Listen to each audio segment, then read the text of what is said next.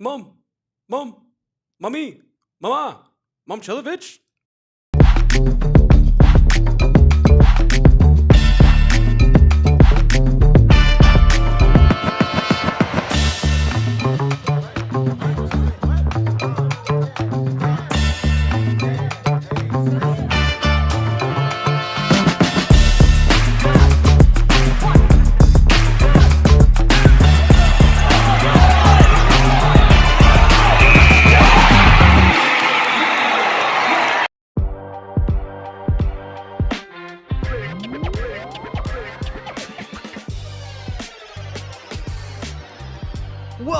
Welcome on into the AZ Wildcats podcast, live from Studio K, presented by the fine folks over at Circle K. It is I, your host, Damon Fairall, aka Damon Dog, with my co-host, Kevin Thomas, aka Kevo Post, right here at PHNX HQ3 in downtown Phoenix.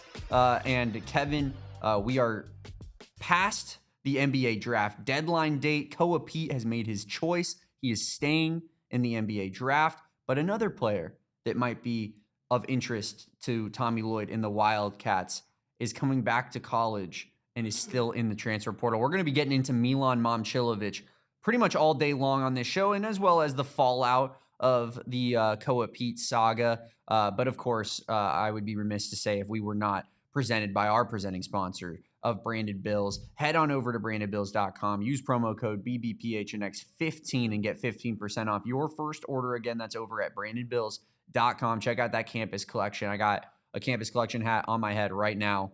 Best headwear in the game when it comes to Arizona Wildcats stuff. Got a golf rope hat on. So comfortable, so fresh. Different styles, different logos. Check it out at brandedbills.com. Kevin Thomas, we had ourselves a little bit of a night last night. It felt like it was definitely headed in the direction of Koa Peat, staying in the NBA draft process, keeping his head down, keeping his dreams alive, and, the path I'm sure that he's had set for himself throughout the, large portions of his career, and decides to stay within the NBA draft cycle. And of course, does so with the help and direction of his agency, Clutch Sports. So Koa Peat not going to be on next year's roster, which does leave one spot very, very wide open for a player to come in and grab it.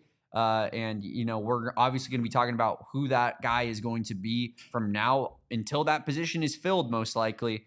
But yeah, Koa Peat, no longer a Wildcat, Kevin. 1 year in Tucson. That's all we get. 1 year. And honestly, I know it got down to the wire, by down to the wire, I mean this last month or so, deciding whether or not Koa Peat was going to come back or not. I do think, with a little bit of perspective, while you and I were both on the same train and our opinions have not really necessarily changed, Koa Peat probably should have came back for a sophomore year at Arizona. But if you had told me that was even an option at the beginning of the season, I think I would have assumed that something went drastically wrong. True. Right? And I think for a guy like Koa, who is a 5-star coming in, top 10, top 11 recruit, wherever you wanted to have him, whatever, coming into the year, for him to have 1 year at Arizona, help get you to a Final Four, have the 4th most made field goals by a freshman in Arizona history, be the most outstanding player of the NCAA tournament's West region.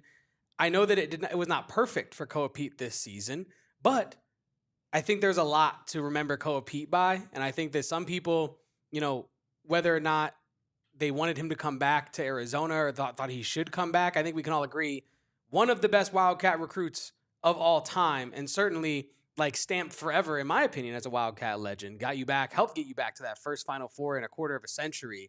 So yeah, I hope he chases those dreams. I hope this was the right decision for him in the long run, right? You and I have talked multiple times before about Derek Williams and how, yes, he comes back, and yes, he ends up going as high in the draft as he did, but was that a little bit of, I don't want to say fool's gold, but was it kind of a situation where, damn, maybe I would have rather have gone 6 or 8 or 5 to a team. And not been a Timberwolf. Yeah, a team that needed me more. And I think, honestly, Koa Peat is not in that same situation, right? Because he's not going to likely go in the lottery. He does kind of have a situation where you're likely going to go to a team that is a little bit better suited to help you develop and not have as many high expectations on you day one.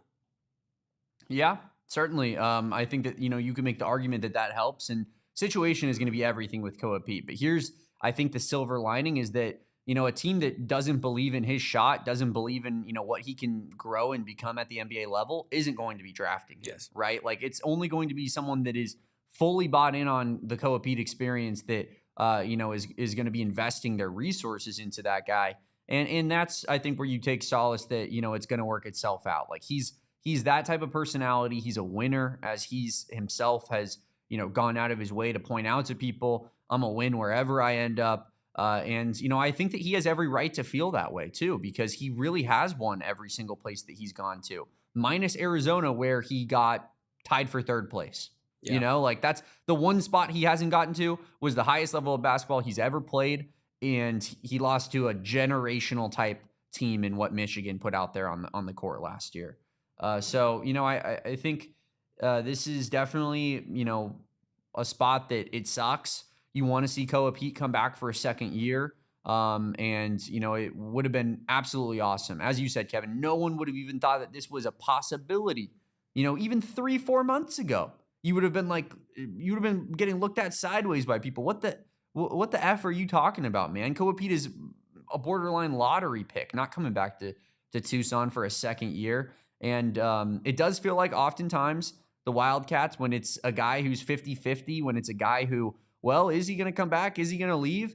Feels like we lose that guy all the time. Like I know that Karchenkov, Krivas came back. They obviously didn't really enter into the process. Bradley the last couple of years did, but I never really thought that he was truly going to leave. It felt more like he was receiving an evaluation for himself. Granted, there's always the risk that a team goes, we love you, stay in the draft, we're going to pick you. But mostly think that was like a predetermined, I'm testing myself right now type of thing for Jaden Bradley. This is definitely like an unfortunate scenario, but Koa Peat, in my eyes, Kevin, Arizona legend, even after 1 year, I don't care. I think I look at last year's team, I think of kind of the big three at the top. I think Braden Burries, Jaden Bradley, Koa Peat. That's where my mind goes to. And I know that the roster in general was really strong, but I think when we look back on decades later, like it's going to be like, remember when you think Miles Simon and Mike Bibby. Michael Dickerson was awesome,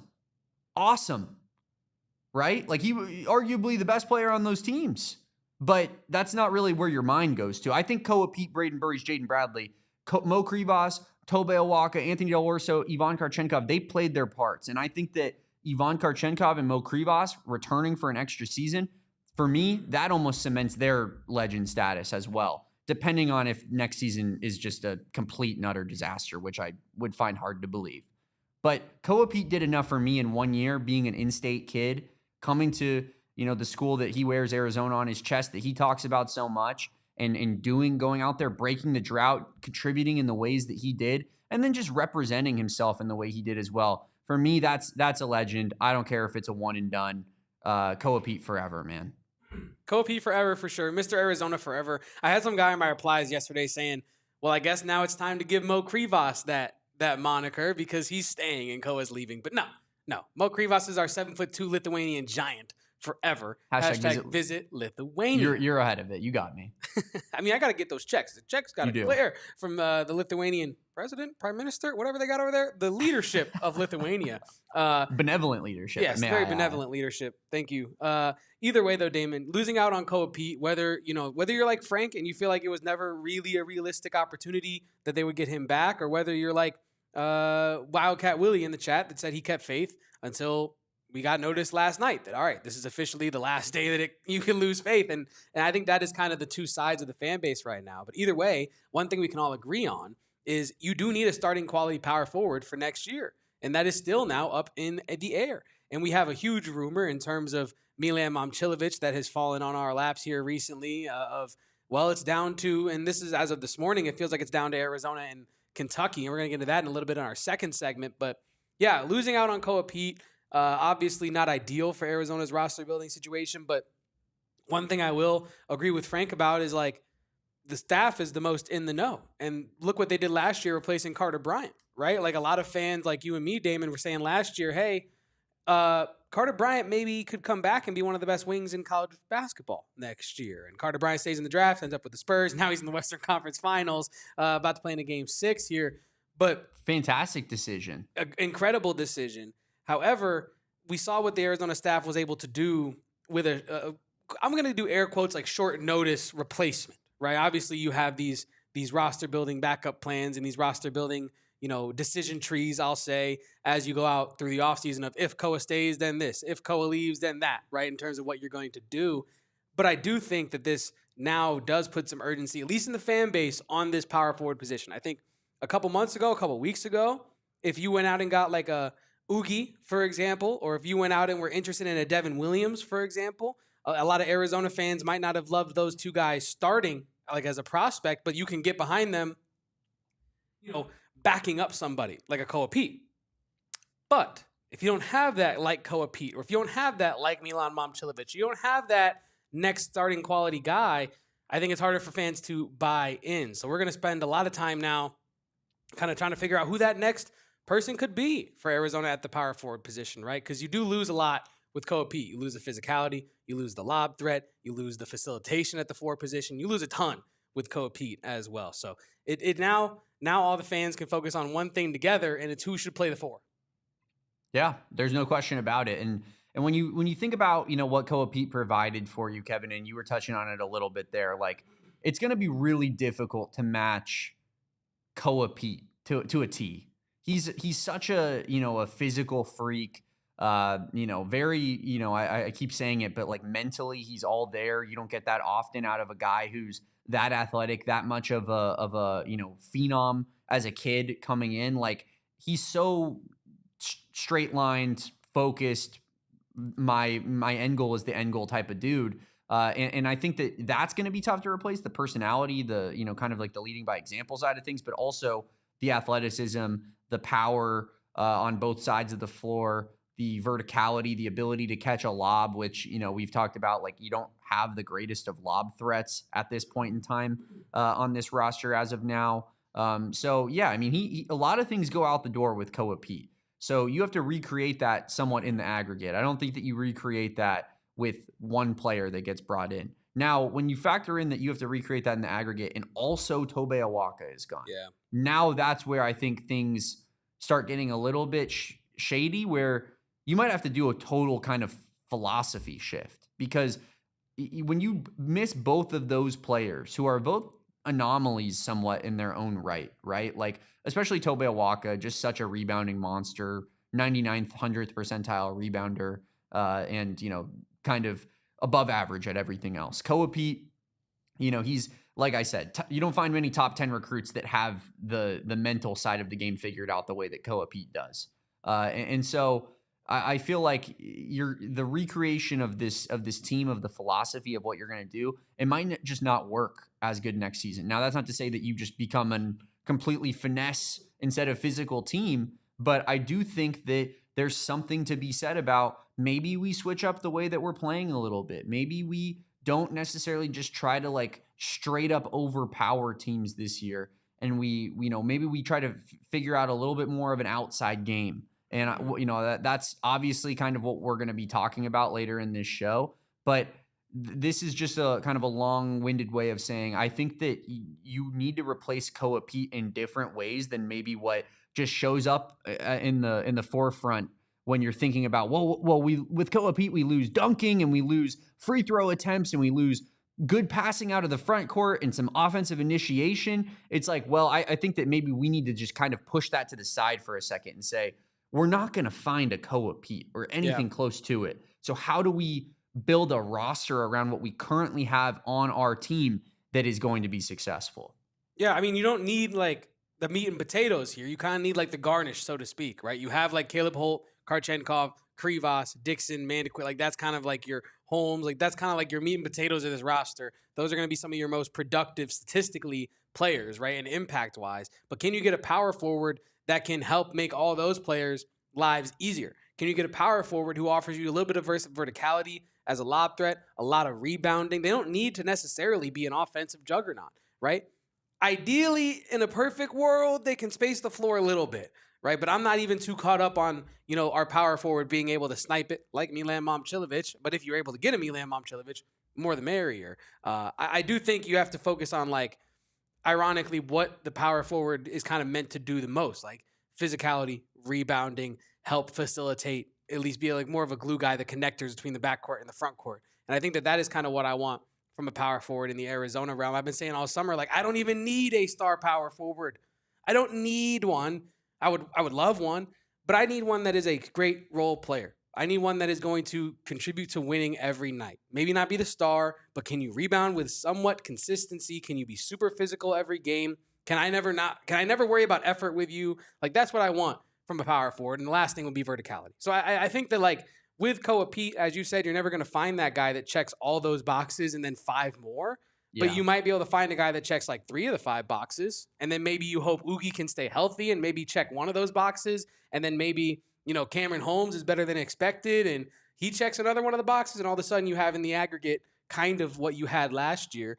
But as we talked about on this podcast multiple times, like, you're never going to have the same team as last year. Last year's team was so incredibly special, unbelievably dominant, not only from a skill perspective, but a physicality perspective. And that is such a hard balance to strike that I think you're undoubtedly going to have at least a little bit of a stylistic shift. Tommy Lloyd's never going to go a full 180 from playing 2 bigs and being real physical and wanting to rebound and get out. But as we've seen, he's willing to, kind of mix and match what he wants to do with what the roster allows him to do. We saw that when Krivas went out and he had to kind of form shift the whole offense around, like Caleb Love and making sure Caleb Love can get his because we don't have Krivas in the way we thought we were going to have Krivas in that year. So, and that's what led to that really poor non-conference season. So I think that if you're Arizona, you need to find a guy that can contribute on the margins. But can you find a star? Can you get in on Milan Momcilovic? We're going to talk about the latest with Milan Momcilovic and as it relates to Arizona right after our first break here on the Easy Wildcats podcast. Leave a like, please, and do not go anywhere.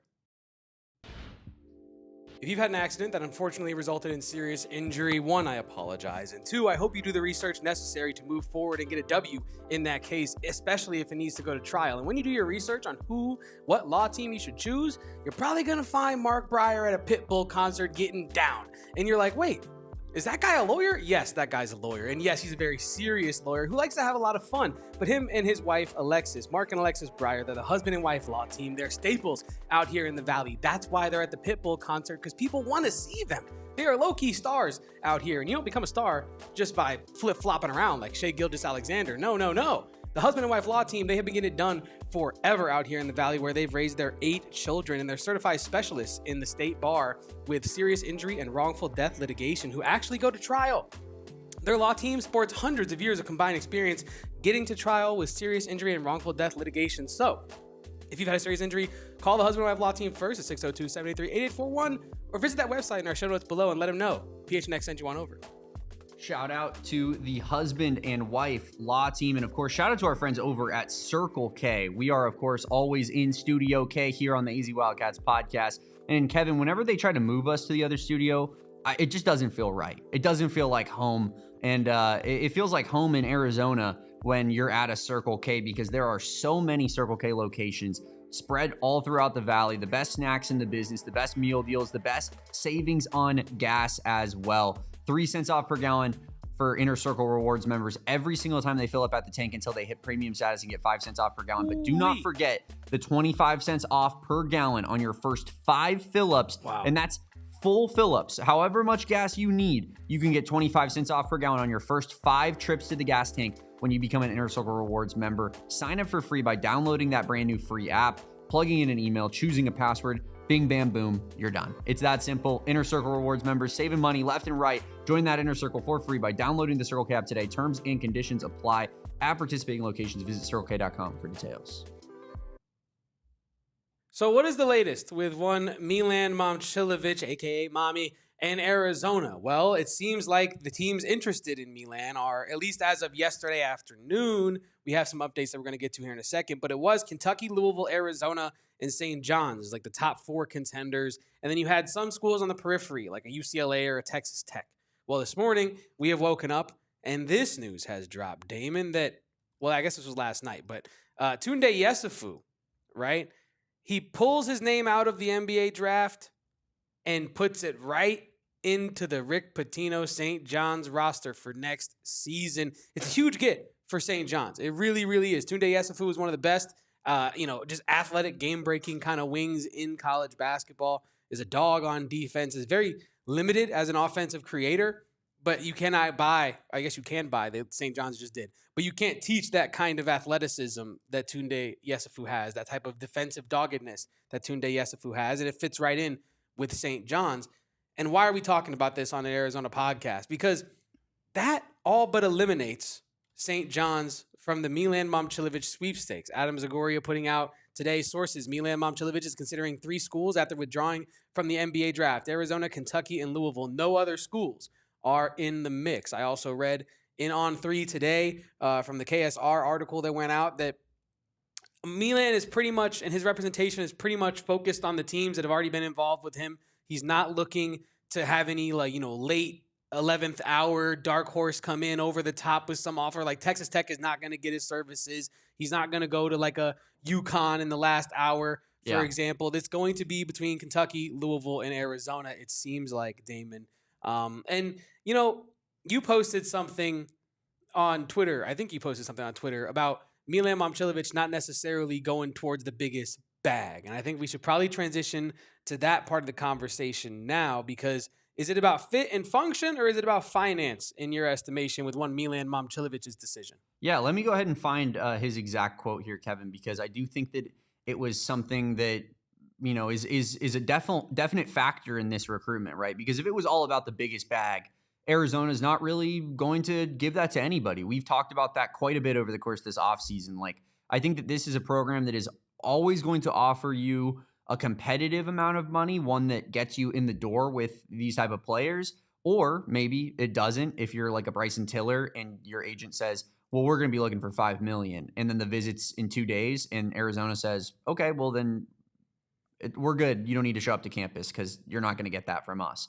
I think that this is a situation where Arizona knows what it takes to get Milan Momcilovic.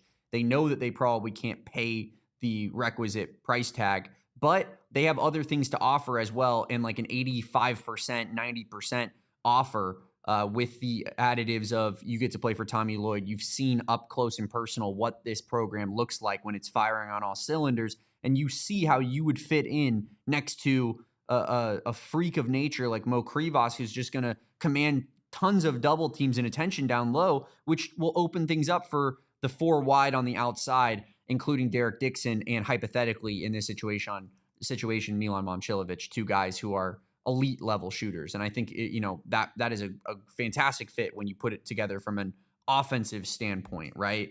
Milan Momcilovic said on May 14th, at the NBA Draft Combine, Kevin. I do have the video if you want me to play the video. You do? Okay. Yeah, sounds good. Yeah, let's just hear it from straight out of the horse's mouth. Milan Momcilovic talking about not just coming back to college basketball to quote-unquote money hunt. I'm not going to go money hunt for like the top school that offers me the most money. So, I mean, obviously it's really cool to hear some of those numbers, and it's tempting. I mean, I could get more money in college, that's the bottom line, than a contract in the NBA right now, but I'd rather go to the NBA. So you'd rather go to the NBA than chase a bag? 2 things there for me, Kevin. Number one, first thing he says, first and foremost, if it was all about chasing the biggest bag, he'd be back in college already, right? Because the biggest bag assuredly is coming from Mark Pope in Kentucky, the guy who's sitting there laughing at spaghetti with recruits at the meeting. And so that's, I feel like clearly it's not all about the money. Now, that doesn't mean that it's not somewhat about the money. He'd be stupid to not make it somewhat about the money. But if it was all about the money, he'd be playing at Kentucky already. He'd be in Lexington. He'd be apartment shopping. They'd be, fixing him with Lexington of Ford, to get a brand new F-350 truck. Like, all of this stuff would be in motion already. Number 2, he'd rather be playing in the NBA. What's the better option to get yourself into the NBA? Tommy Lloyd or Mark Pope? Simple answer, right? Tommy Lloyd. Simple answer. Mm-hmm. And so I hear that comment. I know it's a quick video. I know it's like, 20 seconds, 15 seconds. Yeah. But it tells me a lot in that I think Milan Momcilovic would be serious about coming to Arizona if he thinks Arizona is the best spot for him. Now, a lot of factors go into that. Coaching, money, role, all of these things, right? And assuredly, Kentucky's going, we're going to offer you the most money. We're going to give you the most shots and volume on the team because you are our entire roster now. And, we're going to use that to get you to the NBA. Arizona's pitch is, we have a Final Four roster in place outside of you already. We have money that can make this competitive where, you're going to be happy with what's in your pocket. And you fit great next to a team that already has stars on it. And it just allows you to be even better at what you're elite at, which is providing perimeter shooting, right? And also, who better to grow your game and, take what the NBA scouts gave you as feedback than Tommy Lloyd, a guy who does it consistently with big men and with foreign big men like Milan Momcilovic, who just has a fantastic American accent. May I add, Kevin? The fact that I love that you're like, nah, you're not like, oh, his English is really good. You're like, the accent that he's putting on to make you think he's American is really good. Well, it's more so that I think that, he obviously has picked up on our tones and just the way that we say things. He sounds like he's from like Wisconsin or something. It's crazy. Yeah, it's a really specific regional dialect. Either way. I just think that when you listen to, what he's saying, does it not seem like Arizona checks a lot of the boxes of what he might prioritize? 100%. 100% it does. And for the record, I agree with everything you had to say as it relates to Tommy Lloyd and Mark Pope. And like what you should want if your development focus is to work with Tommy Lloyd. However, I do have some context I want to add. And again, this is from KSR Plus, so it's with a Kentucky lens. It's from On3. Some people don't necessarily love On3's reporting per my replies on Twitter today. But the sources close to KSR, or sources talking to KSR close to Momcilovic, I think KSR is good, though. Yeah, personally, I just know that mileage may vary for people in our chat being like, well, it's a Kentucky source. Of course, they're going to be pro-Kentucky. No doubt, but they're also going to be privy to knowledge that is going on in and around Kentucky. And KSR is a big enough company that On3 literally like acquired them or like went in partnership with them because they were already the biggest sports media entity covering Kentucky athletics. So these guys are not like On3 employees. A lot of them are people that have been at KSR for decades covering Kentucky and have, the requisite sources to be speaking on these things. Obviously, they're going to be giving you the Kentucky angle when they're talking about their information, but I don't necessarily view it as like a Tipton edit situation. No offense, but like, it's not like they're just garnering their information from teams 24/7 sites and then being like, this is my own stuff that I've reported on. Yeah, no, that was important context. But this is a quote from that article that got dropped this morning, like literally probably 3 hours ago, saying, in talking to sources, KSR is told that Kentucky's play style fit has appealed to Momcilovic and those close to him, and they're selling him on that, and this is not a quote, but this is the truth. They're selling him on that Kobe Brea kind of role, and you might be like, Kobe Brea, what? We can make it better. Kobe Brea went in the top 40 of the NBA draft, something that Milan Momcilovic has been unable to do so far. And I also think Kobe Brea shot a ton of threes during his time at Kentucky. And I think if you're Mark Pope, you are telling Milan Momcilovic, not only are you going to be my star in this offense, you're going to shoot as many threes as you want. And we're going to get you to the NBA because you're going to have the stats to get there. You're going to have the role to get there. And I think as we, and I were talking about a little bit off air, Damon, like, yes, while we both think that Arizona is the best spot if you are a wing/big to develop under Tommy Lloyd, especially if you're like Milan and you only want to make it to the NBA and that is your goal with this upcoming season. If in his heart of hearts he disagrees and thinks, hey, I actually really am appealed, I'm interested in what Mark Pope has been selling me. And then you add in the variable aspect of it, of the money, right? So Kentucky, and this is what I was putting out on Twitter earlier that I read from this article that I was just referencing, that this is a quote. Now, follow along here. Quote, sources tell KSR Plus that Kentucky's NIL offer to Milan Momcilovic is the most competitive offer on the table as of Thursday afternoon. So today, sources indicate that the get-in price, so just to get your foot in the door with this guy, has been raised to $7 to $7.5 million. Now, whether or not that is true, whether or not it is more like 6.5 and they want to make it seem like it, you know what I mean? It's high, and the number is only getting higher because this is the number one player in the transfer portal now, and he is for sure coming back to college. So teams like Arizona, Kentucky, Louisville are forking up the money to try to get his services because it's getting in time with Milan Momcilovic. Now, one of those schools is Louisville, which is holding firm on its latest offer, while Kentucky has shown continued flexibility. Now, to me, if I'm to extrapolate and interpret that, that means that the agents are going to Louisville and saying, hey, can we get any more from this offer? I mean, Kentucky's looking at this, and Louisville's saying, okay, we gave you a strong offer last time. We believe in our offer. We're going to stick with that. Meanwhile, Kentucky seems more comfortable to be like, okay, we'll give you 7.3 if you want 7.3. You want 7.5? We'll give you 7.5 because they got it.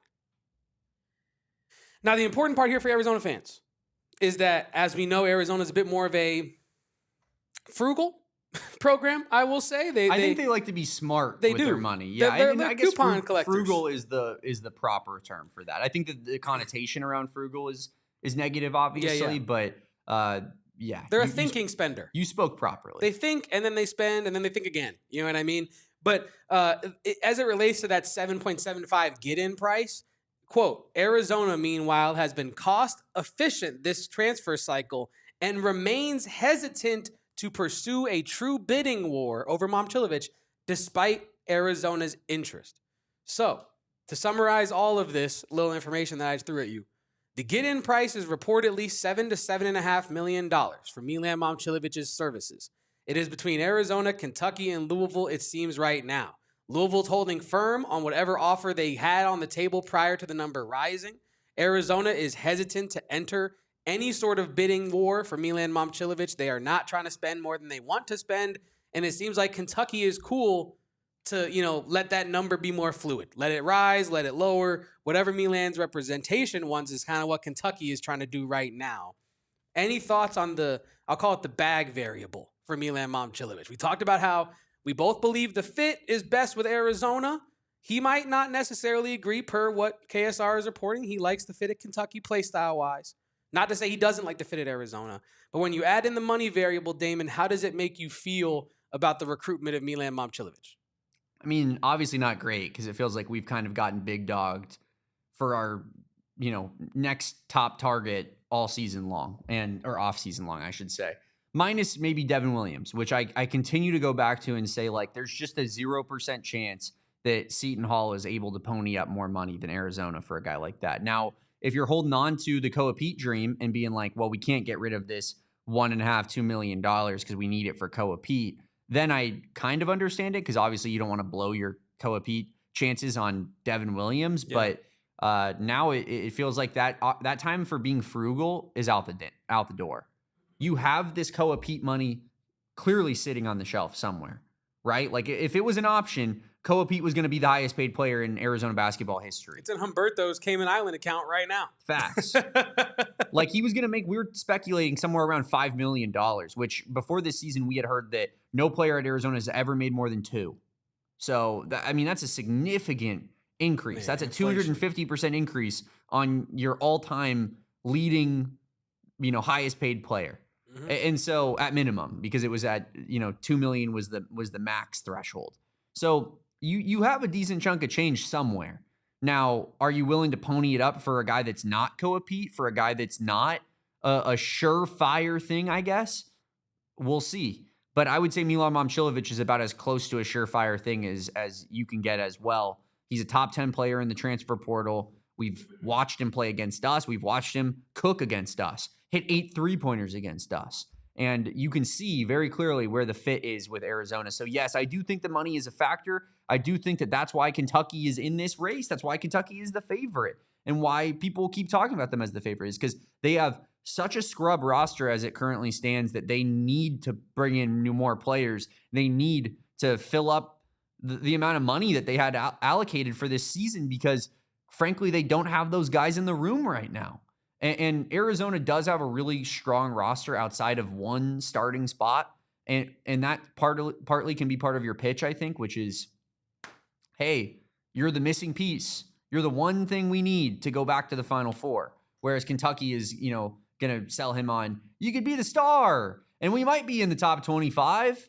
That'll be fun, right? You could save Mark Pope's job. And you get to play at Rupp Arena. Why do you care about that? It's a legendary arena. I don't know. Look at the banners in the rafters. Like that's the pitch. And so, yes, money is a factor, always will be 100%. But I guess you just have to hope that Milan Momcilovic is a different, kind of dude, cut from a little bit of a different cloth. And that video of him talking about it not being all about the money is truly who he is in his heart of hearts, because then I think Arizona's, part in this recruitment is all that much more serious. Yeah. And I don't know. I'm kind of torn about the money aspect of this as it relates to Arizona, because if they're not willing to get in a bidding war and overpay by their margin for Milan Momcilovic, then I will trust them. I assume that they have a backup plan internationally. But as I was saying a couple pods ago, as much as they love to have this concept of not rocking the boat financially and this, that, and the third, if you have a chance to add the greatest shooter in college basketball to the roster, and he's the one positional need you have, and in theory the money is there, and in theory you have a coaching roster prestige, kind of, at least in the modern era, advantage over the main opponent in the recruitment, I think you go in. Feels honestly, like we got to find another million somewhere, right? Yeah. Who's willing to help us raise this amount of money? Because this is the last stand. And obviously, there might be a European player that we're not privy to that is on the horizon, that is going to come to this program, that is, maybe going to, change the way that we think about this situation. But as we know, of the players that are available, this is the last guy, it feels like, who is a true difference maker. And so what is that worth to you? Because to Kentucky, it apparently is worth insane amounts of money. Yeah. Arizona, you're right, they've been more frugal, but is this the time to truly go all in on a guy and set yourself up to having a fantastic team next year? Now, here's the one thing that I will ask you about, Kevin, because someone responded to this with this to me today, and I don't necessarily know if I subscribe to the belief that this would be the type of thing that would fracture a locker room. But do you think if, say, they did find $6.5 million for Milan Momcilovic and Krivas and Karchenkov are making $2.5 million each, that could cause some sort of friction between the team? Guys that were on last year's Final Four team as starters not making close to the amount of money as a guy who comes in from an outside program that they beat? I will say I don't know, to be quite honest with you. Personally, I don't think our guys are like that. True. But I also know humans are humans sometimes. And if you're doing the same, if let's say you and I were doing it's me and you. We're doing the same it's exact Kevin and job. Damon. And I'm making 100 and Kevin's making 50. Yeah, millions. You know what I mean? M's to do a podcast. That'd be awesome. I'd be cool with 50 M's to do this show, by the way. But, who says we don't? Let's say Damon's making $1 million. Let's say I'm making $500,000, right? I'm probably comfortable with $500,000. I agreed to the deal. I like that deal. But if I feel like we're doing the same job, now, I don't think it'd be an issue for Karchenkov. I don't think it'd be an issue for Krivas because they've agreed to those terms. Krivas, I'm sure, knows he could have entered the portal and made $8 million this year and ended up at Louisville or ended up at Kentucky or ended up at Michigan State or no question any of these things. So I'm sure that this is I trust in you, Tommy Lloyd. This is you're paying me handsomely and I want to play for you. I don't think it would fracture the locker room. I'm not going to say that. But I also can't say with authority that it wouldn't because I've never been in a locker room like that. And I think we have heard and this is different because it's pros, but college is kind of becoming the pros. When a guy gets a max contract, dudes start looking around being like, all right, you're the dude now. So act, play like the dude, act like the dude. And so let's say Milan gets $7 million in that first month. Let's say he's shooting 33% from three. Dudes are going to start looking at him like, brother, we need you to make some damn threes. We're paying you $7 million. And I know we are because I'm getting paid too. That's a fair point when you consider the type of player that he is, because he's not going to provide you with a ton else, right? So if he struggles at all from a shooting standpoint, I think you might start seeing some raised eyebrows in the locker room of is he going to hit his shots? Because he's making 2-3 times as much money as I am. And the one thing he's supposed to do is he's incapable of doing it right now. Now, he might be too good of a shooter where that's not even a possibility, right? 48% last year, literally the 100th percentile shooter in college basketball. Milan Momcilovic just heard me say 33% and laughed out loud. Yeah, he did. You know what I mean? But that's what I'm saying. I don't think, that's why I say that I don't think our locker room is composed. I don't think Tommy Lloyd is composing a roster of dudes that are thinking like that. Yeah. But human nature kicks in those moments of frustration. You know what I mean? Human nature kicks in when you're 4-5 in the non-conference and you just lost to West Virginia. You know what I mean? That's when human nature kicks in and you find out what kind of team you really have.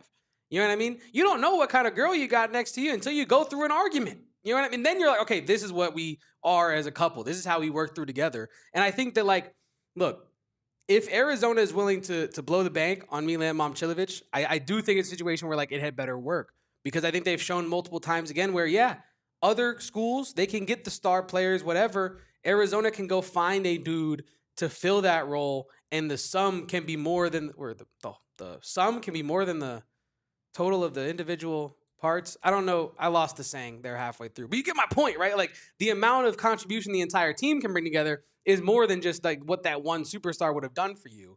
And I think that if you're Arizona and you really do not want to pay the get-in price for Milan Momcilovic, I would like, as a fan, for them to go pay him that price. But if you're really trying to balance the budget and you're really trying to not upset the apple cart, I think it's somewhat prudent. Like, is that the right word? Define prudent. Either way, someone who acts with careful, wise, and practical judgment. Yes. Boom. That would be prudent, right? Because you have to think next year as well, Damon. Doing a little learning live on the pod, guys. This is what vocabulary is all about. The more you know. The more you know. Either way, though, Damon, like, I also have this is not just in a vacuum of, like, how the guys in the locker room this year feel about it. This is also how much we're trying to pay the next year's dudes. Because let's say now you're going and talking to Marcus Spears Jr., the number, top 3 recruit in the 2027 class. He's looking around like, well, I know. You guys have millions sitting around, by the way. You guys just paid Milan $7 million to be like a shooter on your team last year. I am one of the top recruits in the country. I can do this. I can do that. I want 6. Ooh, we don't want to pay you more than we paid Koa. We don't pay high school players 6. Well, wait. I just saw you pay Milan last. So I think it doesn't just upset the apple cart for this season. It sets the total bar for the next seasons coming forward. So it's like, absolutely. While as much as I would love for them to go get Milan for whatever price as, like, the dude that does not have to go make the next decision, if you're the dude like Tommy Lloyd that has to make the next one and the next one and the next one work, I do think, like, maybe not getting in the bidding war is kind of smart. You know what I mean? While it might not send the best message to you and I, it might not put a roster on paper that gets people all, they're going to the Final Four immediately. I think it kind of saves your ass a little bit next year. It saves your bacon a little bit, like in those moments of adversity that you were asking me about. So to answer your question, I don't think it really kills the locker room, but I don't think it has no effect, if that makes sense. Yeah, and I hear you on that situation as well. Like, it definitely impacts what you have to pay people down the line. But I guess my question to that would be, like, what are any of the most competitive teams in the country?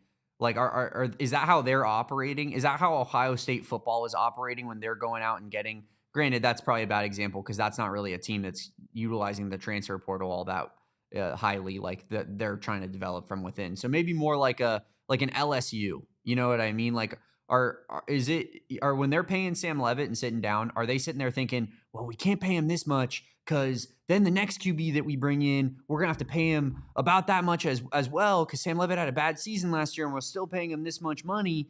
It's like, no, that's not really the psyche, in my opinion, of what's going on with programs that are trying to contend year in and year out for, you know, the top of their sport. And so, yes, Arizona in a unique situation. We're not just swimming in money, but that being said, I would love to see maybe a little bit more urgency when it comes to building this roster and, you know, trying to compound on what you did last season, which was, you know, break the drought that has been holding this program back for 25 years, a quarter of a century. And now that hump is done, it took a lot to get over that mental hurdle, right? Like, I think it took a truly special team to get over that mental jump of breaking the Final Four drought, because we all know how much that was weighing on the program and the fan base in general. But now that's gone. That's out the window. The pressure in that regard is way lower. If you're in the Elite Eight this year, obviously we want to win, but it's not going to feel like last year when we're down 9 to Purdue in the first half and I'm watching through the crevices in my hands being like, oh my God, we're about to blow our only chance of breaking this Final Four drought. That's gone next year. We had a great season. Now I want to win the national championship. Obviously, that's not the expectation, but I want to win the national championship. And I think Milan Momcilovic is the guy that can truly elevate your roster from a team that's going to try to compete to get to another Final Four next year to a team that's going into the season saying, no, we want it all. We're hungry for it all. And a Final Four isn't going to cut it because we have guys on this roster who have been to that height and they want more. So that's where I'm at. Like, I just want, if I know if I had the money, it's easier said than done. If I had the money, Milan and we'd be eating lunch. We'd be at, freaking Minadito right now, sitting down at the presidential table where Bill Clinton sat back in the 90s, having ourselves some flautas, a margarita, a great meal. Wow. You know what I mean? We'd be selling them on Tucson. But obviously, I'm not paid that handsomely here at PHNX Sports. Speaking of that, someday, though, let's pay some bills. What's that? Another weekend at home for Kevin?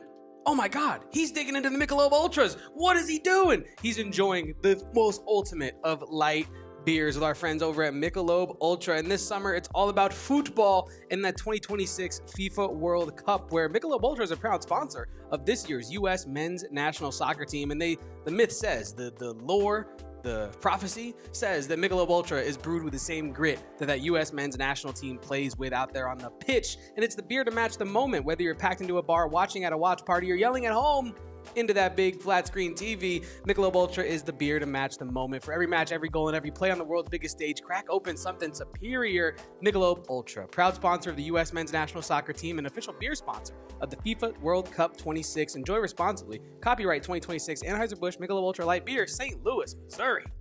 We are gonna get down during the World Cup, Kevin, and it's not just because of our friends at Michelob Ultra. It's also because of Buchanan's. Have you guys had a Bucantini? Have you guys had a Bucanita, which is a margarita version of a Buchanan? 4 ounces of pineapple juice, of 1.5 ounces of Buchanan's Deluxe. So easy to make, and you can be your own bartender when you are watching the fantastic FIFA World Cup 26 at your house, at a bar, anywhere you name it. Buchanan's is here to elevate that experience. And of course, they're here to elevate our PHNX Sports watch parties, Kevin, that we have scheduled, ready to rip, and ready to rock all throughout the rest of the summer, including June 12th, June 19th, and June 25th, which are going to be US MNT watch parties out there at different Phillies locations. And of course, we have Mexico watch parties as well on June 11th, June 18th, and June 24th.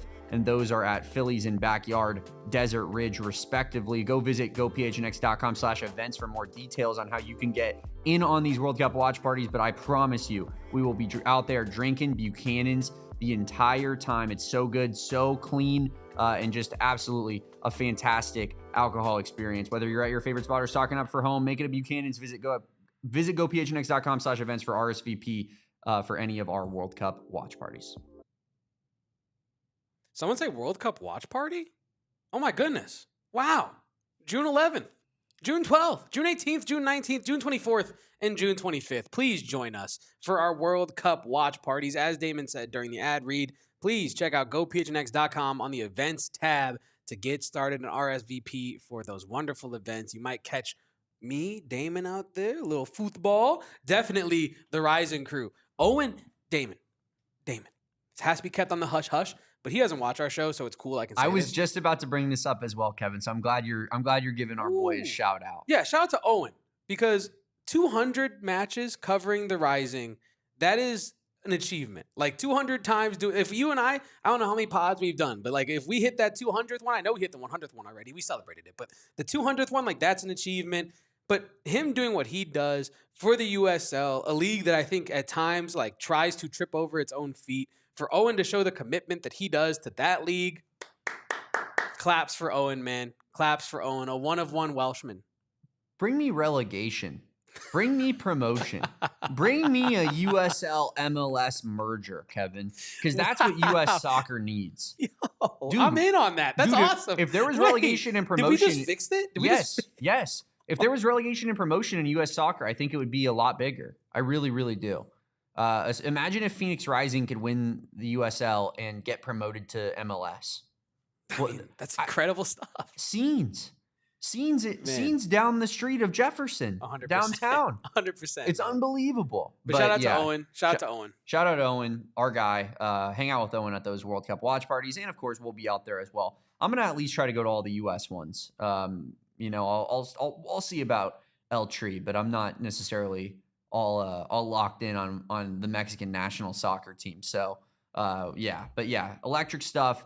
Shout out, great work being done here at PHNX Sports as always, Kevin. And we have more on Milan Momcilovic and Arizona's potential recruitment of the Iowa State superstar. Yeah, two last things on the Milan Momcilovic side of things. I was talking with the Tyler Warden on Twitter earlier today as he put out a tweet in regards to the whole situation with Milan Momcilovic and what's going on with that. But I kind of responded to Tyler because he was saying, quote, I'm skeptical about Milan Momcilovic, but I'll say this. The feedback from the NBA was undoubtedly that he needs to develop an interior game and learn how to be a big man to complement his shooting. What better place to do that than with Tommy Lloyd? As always, Tyler is, very well-worded, very well-spoken. I 100% agree with that. And I think that's what we've been saying for large portions of this show is that, the pitch for Arizona is that we can make a competitive financial offer, but really it's going to be on court. And it's going to be the development at hand, working with Tommy Lloyd, working with this coaching staff, and elevating your game to get to the next level. Because frankly, you will not get that under Mark Pope at Kentucky. I can't name a guy that I'm thinking of that, you can say, wow, Mark Pope really, really improved that guy's draft stock. Probably Kobe Brea. Probably Amari Williams. The fact that I've forgotten his name is. I don't even know. Yeah. Yeah. But Kobe Brea for sure. Kobe Brea for sure. But either way, like what I was saying to Tyler was that like I agree. And when people are throwing the $7 and $7.5 million number out there like we were today, and I do want to shout out Noren Rudin, ball knower Noren in the chat, who said, guessing Milan's agent is just pumping up the price to Kentucky and to KSR. However, don't want to cut you off, Kevin. I just want to say a quick check on that. I mean, Kobe Brea, like, solid player, but like, and I get it's a steep jump in your competition level, and the SEC that year in particular was fantastic last season, but he averaged 11.1 at Dayton and 11.6 at Kentucky a year later. Like, I don't think that you got like huge amounts of development. I think he went up a level, and clearly there's some form of development there when you improve upon your scoring average when you're going from the A10 to the SEC. But it's not like this guy was like, man, he was struggling, and then all of a sudden Mark Pope got his hands on him and he just became a superstar. And like 11 points per game is good, but it's not like anything special. Yeah. And Momcilovic is a significantly better player than that. True. Also a significantly better shooter than that. And, yeah. And where I agree with Tyler is that, like, yeah, we can throw all these numbers out, which might be inflated by the agents, as Noren was saying. It also might be an indictment on Mark Pope's program, where if you can offer a guy $7.5 million and you're one of three teams in the race and he hasn't signed the dotted line yet, what is wrong with your program? But my whole point with this is, and this is kind of to underline your point on Twitter and the video we showed earlier about him not being like money hungry as maybe the rest of these guys, which of course, as some people in the chat said, of course he's going to say that, right? However, yeah, he's not going to be like, I'm going to the highest bidder, guys. Yeah, but if you've been through the draft process a couple times and you've gotten a couple NIL checks and you're trying to get back into college, it's likely that you're looking for the coach that can get you to the next level, right? And also pay you handsomely to do that. And I think that if Arizona can at least put a competitive offer on the table, I think they actually have a pretty good chance at this Milan Momcilovic kid, because it seems like he wants to develop. It seems like he wants to get in the NBA. And everybody and their mom is probably telling him, hey, the guy that can help you do that is Tommy Lloyd. You know, and this is just me thinking, Damon, like, you know who, like, is a great testament to this is, like, ironically, the guards of Tommy Lloyd's time, right? It's like Caleb Love, it's Jaden Bradley, it's those kind of dudes that are like a nice path. If you're Milan Momcilovic, and I know they're not bigs. But I think players also look at guys that have come out of that school in general and like how they got there, how they left there, how they feel about the coaches, how they feel about the program. Like, I would not be surprised if he's looking at Jaden Bradley and looking at Caleb Love and thinking like, all right, each of them went there under different circumstances. Each of them exited as more well-rounded players, more desirable draft prospects, and both of them are working on carving out their role at the next level. If I'm Milan Momcilovic, probably believe I'm a little bit more desirable than them because I have size and I have an elite skill in my shooting. So why would I not go to Arizona and try to round out my game playing next to Krivas, who we can talk a little bit about this tomorrow because I know we're getting down towards the end of today's show. But Mo Krivas has never played next to a dude like Milan Momcilovic that can space the floor for him like that. Or Derek Dixon. True, but like Milan is a different level because you can't send your 4 to double Mo Krivas on the block and leave Milan open at the you can't do it. You're going to have to put a smaller guy on Milan, which then all of a sudden he's elevating and getting vertical on his shot over top of whoever is guarding him. Or you got to put a smaller dude on Krivas, which is is that even a double? Or you got to use your version of who Ivan Karchenkov is and have him run around screens, and that just takes up all that guy's energy, right? It is such a weapon to have, I think. And that's something that I've been talking about with people in regards to, and we started off the show today talking about it with Koa Peat, but you're not going to replace Koa Peat and what he brings to the table. No, yeah. So what else can you get that, maybe in the aggregate, in the totality of things, fills that production? And for me, it's what an NBA style and Tommy Lloyd sicko thing to do it would be for him to just be we're going to go Mo Krivas down low, 7'2" Lithuanian giant, surrounded by 4 shooters around him. So 4 out, 1 down. And it's that feels like a recipe for success to me, at least on offense, right? Because Mo Krivas is going to command double teams, as you said, but all of a sudden you can't double because there's 2 elite shooters out there on the floor. Caleb Holt too. There's Caleb Holt as well, who is a guy who can shoot and get downhill.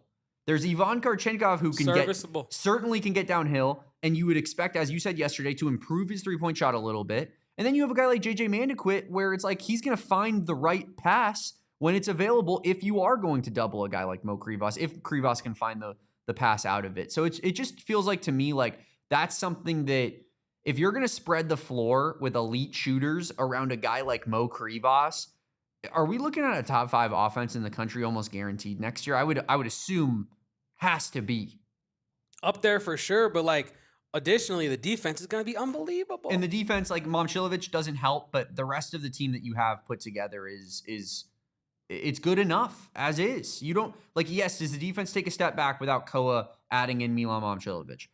Zero question about it. Kevin and I would never argue otherwise. But you had a top 5 defense last year. If you keep that top 10, top 15, but you add onto your offense, you're right back to being the same caliber of team that you were last season. And that's my ideal scenario as we kind of round out this transfer portal cycle. And that's why I think Momcilovic is he fits so well with what this team can do next season. It doesn't fit necessarily what we did last season, but I don't think you need to play the same way you did last season. And I think you have the makings of a really, really insane roster already. Bring in that one last piece. Let's go to war. Let's do it. Let's hit our last ad break today as well. And then I'm going to talk a little bit about today's international prospect of the day, Cameron Huindo, BRB. It is Pure Edibles. The best way to unwind, the best way to maybe catch a vibe is our friends over at Pure Edibles. And it's not just gummies. It's not just hard candies. They have a wide array. It's a full-fledged candy company offering you all of the good stuff like CBN, CBG, CBD, and marijuana-derived THC. That is true. And Pure gummies are designed to be ripped or bit in half. So if you're trying to catch a vibe with a friend, just rip one of those bad boys in half and hand it to your buddy, and you guys can catch the same vibe together. What vibe are you catching? Well, it's really up to you because their effects are clearly listed on the outside of the tin, whether you want to unwind, uplift, or any of those kind of things. They also have balance, so it's a little bit of a hybrid vibe there for people out there that just want to, ride the wave a little bit. You know what I mean? So make sure to check out our friends over at Pure Edibles. Go find yourself some Pure Edibles. They're at now in over 150 dispensaries, including True Leaf. So go find yourself some Pure Edibles. Shout out to Pure Edibles, of course, always keeping us stocked on this show. And shout out to Arizona Lottery, who's trying to help you multiply some of the best things in your life this summer, like vacation, relaxation. How about a new truck like your boy got? How about maybe some brand new clothes, Kevin, a new wardrobe? Arizona Lottery is going to facilitate that with these multiplier scratchers. You can buy in on tickets as low as just $1 and prizes that reach up to $5 million. Does that sound like something that you might be interested in? That can go get us a Momcilovic. Could easily. Kind of. Well, most of the way. Stacking it on top of what we already got. Here's what can get you a Momcilovic, though, Kevin. $270 million in prizes total during this multiplier scratcher season. Get in on it today. Check out Arizona Lottery kiosks at the over 3,500 retailers across the great state of Arizona where you can play whenever and wherever you'd like. Welcome on back to the final segment of today's AZ Wildcats podcast, where Damon's trying to sit up, and sit straight to talk about Cameron Huindo. Well, this chair sinks a little bit. Yeah, you got the bad one. We got. You know what we really need to do? We need to make sure that we're getting the right chair in that place every day. Because sometimes Espo sits down there for Southwest Bias, and he's like, got the bad chair, and we have to switch it out, and it's a whole thing. We have a shelf to Damon's right, and we don't want to upset the shelf because the shelf is about chair length, and so when you lean back in the chair and you sit up, it might upset the shelf. It's a whole thing. I almost took the shelf off the wall yesterday at the end of yesterday's podcast. Remember that, Kevin? Yeah, you did. We had John Bloom, the Suns play-by-play guy for the radio side of things, took over for Al McCoy. I was so starstruck. We had John Bloom here yesterday, and he almost took out the shelf a couple times. He was not ready for the shelf to be so close to where he sat. But either way, let's wrap up today's show. I gave you guys a promise yesterday. I said Wednesday, Thursday, Friday, I will bring at least one international player to the table that I think Arizona should look into to play that power forward position. Yesterday, it was Jacob Schumert of Polish descent. Today, it is Cameron Huindo of French descent. Now, you might remember Cameron Huindo because earlier this summer, you and I put together like a top 10, power forwards I want Arizona to potentially be in on, and he was on that list towards the end. I think he was like one of the honorable mentions on that list for international players. And look, like, to Damon's point, man, you're never going to replace Koa Peat. That is a special, special Wildcat. And I think, like, if you're going to go after Cameron Huindo, and I've been told that Arizona is interested in Huindo by the same source that I was told Arizona was interested in Milan Momcilovic. So do with that what you will. The source is currently 1-for-1, so we'll keep track. We'll keep track of this source, but the source is 1-for-1 so far. He told me that Arizona is interested in Huindo. Now, the thing with Cameron Huindo is that he might not have the college eligibility this year. He might wait to come over until next year. He is 19 right now. He might wait to come over till next year, till he's 20, have a little bit more size, a little bit more experience, and be ready for that. But if Arizona can convince him to try to put in a appeal for eligibility this year or something of that sort, I do think this is a guy that replaces a lot of the prototype skills of what Koa Peat offered you. I'm not going to say he comes in and replaces a lot of what Koa Peat did, but I think on paper, you're looking at a guy who can dunk the ball with great power. He is a huge lob threat. He can get up. He loves to dunk on dudes. That is a mentality thing and an effort thing, and he has that. He is a great screen and roll partner. So I think those two things on its own is a huge thing as to why Arizona should be in on him. Archetype-wise, the lob threat, the hard screener, the good roller, athlete, that is what the power forward position should be this year for Arizona. He has those, checks those boxes. And now, I will say, he has a solid frame, and he does play through contact as well. Now, Damon, the thing I will say is that I'm not necessarily sure in terms of facilitation that he has that in his bag the same way Koa Peat did. But I do think the physicality is there. I do think the size is there. I do think the athleticism is there for Arizona to get interested in him. And as Robert said in the chat, and as I was alluding to earlier, the eligibility thing is a question for one Cameron Huindo. But as we also seen, the NCAA can get loopholed pretty easily. And these dudes can play. So, yeah, Cameron Huindo, Arizona, there is interest there, mild interest there, in the same way that a lot of people are interested in Cameron Huindo right now. But I do think at 6'9", he's a good power forward option, stylistically at least. Yeah, a lot of what you said there reminds me a little bit of, some of the strengths we're talking about with a guy like Koa Peat, things that are difficult to replace.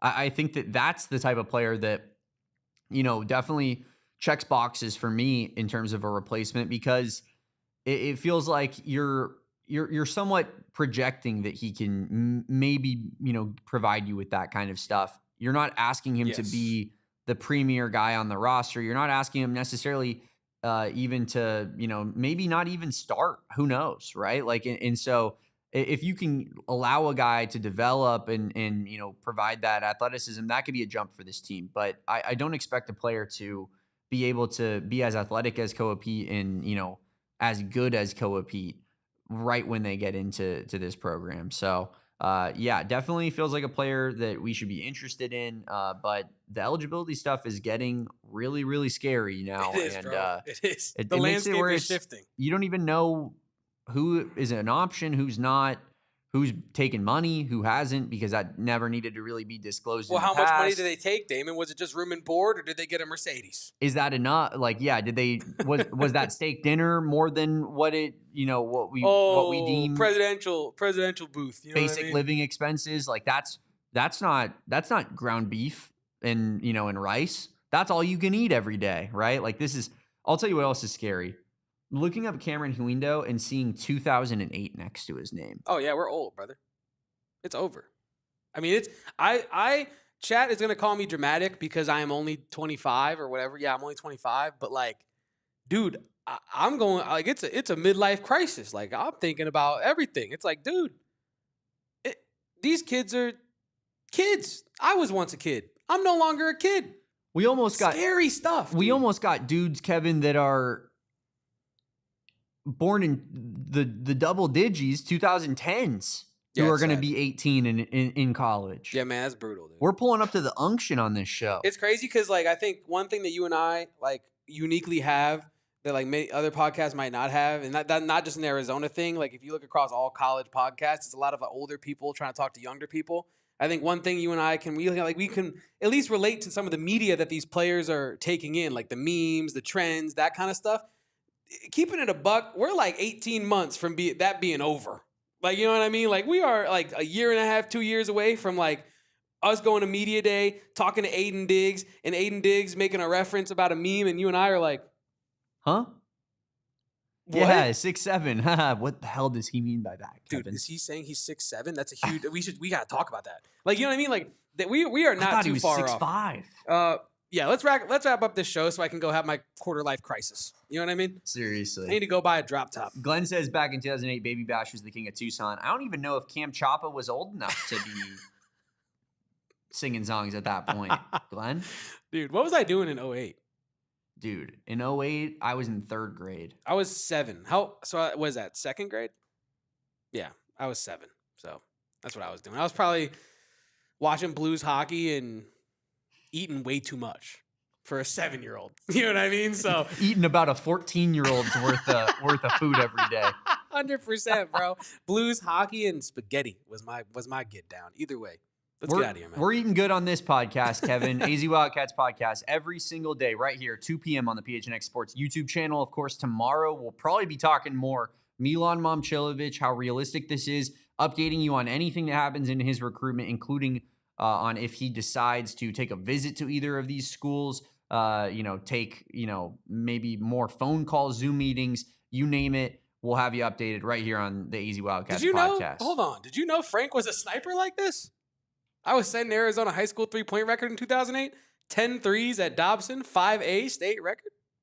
Frank, I'm sorry. I was not familiar with your game, my brother. We got Frank in here. That's incredible. We got Saul Bookman live on set during post-game shows, we need ripping Frank threes. Versus Saul around the world shoot off. Real hoopers only. Wow. Record setters only, man. That's fire. Congratulations, yeah, I forgot. Frank. 10 of 14. Who was coaching? You were Milan. Your coach said, bro, go shoot 20. I don't give a damn. 10 of 14? That's so many threes. Said he lit up Nick Johnson, too. Bro, in 2008, this is not 2026 ball. In 2008, dude, 14 threes is what? Anyway, Frank, game respect. Your shot diet was crazy back then, bro. I mean, he was making them, too. Like, we're not saying you shouldn't have been shooting them. Like, this is not a Paul George, like, that's a bad shot, bro. Like, no. 10 of 14. Sheesh, lit up Nick Johnson. All right, Grandpa let's get Tom out is here, and I was singing Michael Jackson, and in he's 07. talking That's about true. how Kevin was putting on his one glove. That's true, it's man. not over here anymore, but Kevin was putting on his one glove, doing little moonwalks and hee-hees in his. I'm sure when he was 7 at his childhood home. I don't have the deepest voice, but when I was 7, I for sure could hit the high notes for Michael Jackson. You know what I mean? Like, I was nailing those notes, man. So, yeah. Let me tell you, as a guy who listens to you sing damn near every day, Kevin, you still got that in your bag, brother. You have a hell of a voice, the voice of an angel. Appreciate it. Of course, follow that voice, the great voice that is Kevin Thomas at Kevo Post. Follow me at Damon Dog, DAWG, and follow us at PHNX_Wildcats on all socials except for TikTok, where we're at AZ Wildcats Pod. We'll be back tomorrow on a Friday, giving you updates on all things Milan Momcilovic and who Arizona potentially could be recruiting from an international standpoint. Still with that power forward position so wide open. Be there 2 p.m. right here at PHNX Sports YouTube. Until then, peace out, bear down. And go Cats. Hee hee. We all city like the mayor.